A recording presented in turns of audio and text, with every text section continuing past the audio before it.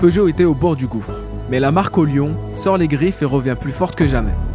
Après le succès du 3008, le constructeur français attaque un autre segment en lançant la très désirable 508 berline. La 508 pousse de quelques centimètres pour devenir un break dénommé SW. Alors on aurait pu penser que le modèle break c'est le modèle qui allait le moins bien se vendre. En réalité, Peugeot espère vendre 60% de carrosserie break en Europe et 40% de carrosserie berline. Autant vous dire que c'est un modèle qui est vraiment important pour la marque. Au niveau des changements esthétiques, on a une face avant qui est exactement la même que sur le modèle berline. Par contre, au niveau de l'arrière, on a un arrière qui est beaucoup plus allongé. Personnellement, c'est beaucoup plus réussi que le modèle berline. D'autant plus qu'on a des hanches à l'arrière qui sont bien gonflées, ce qui lui donne beaucoup de caractère. Sur le modèle qu'on a aujourd'hui à l'essai, c'est le modèle GT. D'ailleurs, on le voit ici au niveau des canules d'échappement. Donc c'est des vrais canules d'échappement, hein, ce n'est pas des sorties d'échappement factices, qui lui donnent un côté sportif.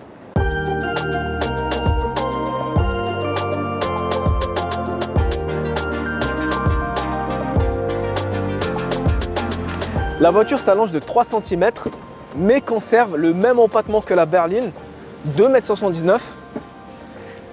Là, je mesure à peu près 1,80 m et là, vous voyez, l'espace aux jambes est plutôt bon. Et la garde-toit, elle a progressé de 40 mm par rapport à la berline et on est plutôt bien installé, hein, on a moins cette impression de confinement. Finalement, le seul reproche que je peux faire, c'est au niveau du dossier. Je le trouve un peu incliné et un peu trop ferme pour les longs trajets. À l'intérieur, on retrouve toujours l'excellent iCockpit avec ce petit volant à double méplat que j'apprécie énormément, mais qui a quand même un défaut puisque la partie haute de la jante cache l'instrumentation et ça, c'est vraiment dommage. Pour le reste, la qualité perçue est bonne, les matériaux sont de bonne qualité. On retrouve par exemple des inserts en bois au niveau de la console centrale, mais également au niveau de la planche de bord. On a également du cuir, des surpiqûres. Et un petit détail que j'apprécie énormément sur notre modèle d'essai, c'est la sellerie en cuir rouge. Je trouve que ça lui donne un côté élégant et ça, c'est vraiment appréciable. Concernant l'écran central, il est tactile, les interfaces sont vraiment belles. Par contre, je trouve qu'il manque de fluidité. Par exemple, là je suis sur le menu navigation, je clique sur menu et là vous voyez que ça manque de fluidité.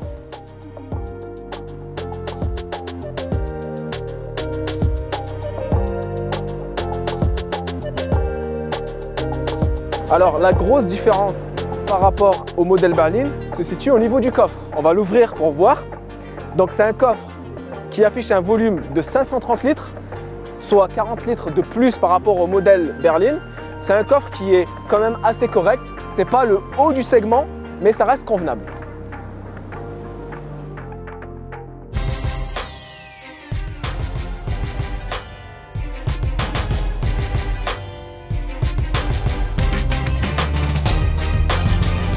Et c'est parti, alors là on essaye la 508 SW. Alors la première chose qu'on peut dire, c'est la position de conduite qui est relativement basse. J'ai l'impression de prendre en main une voiture de sport, même si c'est vraiment pas le cas. On a le moteur 1,6 litre THP de 225 chevaux. C'est un moteur qui est volontaire. Là j'accélère, je suis en mode normal. Le moteur répond présent.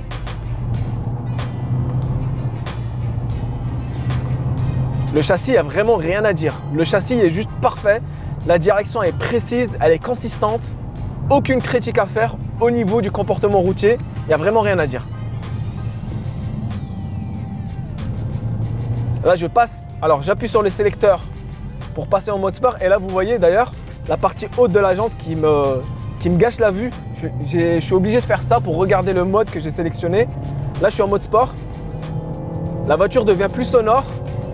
Enfin, le moteur devient plus sonore. Le régime monte beaucoup plus haut. Le passage de rapport se fait à 5000 ou 6000 tours par minute. La voiture est beaucoup plus réactive. La direction est un peu plus dure à manier. Il y a quand même une différence entre le mode normal et le mode sport. J'ai quand même un petit problème avec la boîte de vitesse EAT8. Là, je suis en mode confort. Et le passage de rapport, le passage de vitesse à la vitesse supérieure se fait à 3500 tours par minute. J'aurais aimé que le passage de vitesse se fasse un peu plus tôt, justement pour contenir la consommation.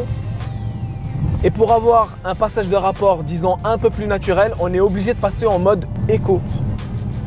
Et donc là, le passage de rapport se fait plus naturellement. La Peugeot 508 SW sera lancée au printemps 2019. Ses tarifs démarrent à 33 600 € mais notre modèle d'essai coûte bien plus cher. Comptez 47 300 € pour la GT.